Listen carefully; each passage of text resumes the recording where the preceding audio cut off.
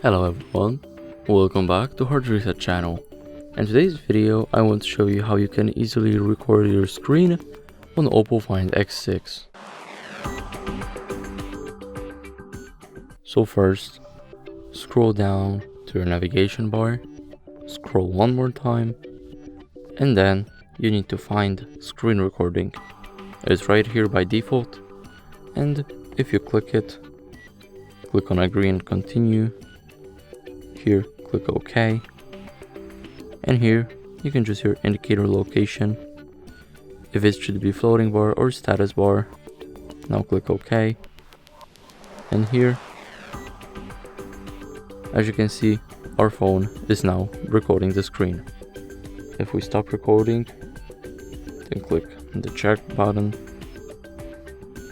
Here is our recording, and that's it. Thank you guys for watching. Make sure to like, subscribe, and see you in the next video. Bye.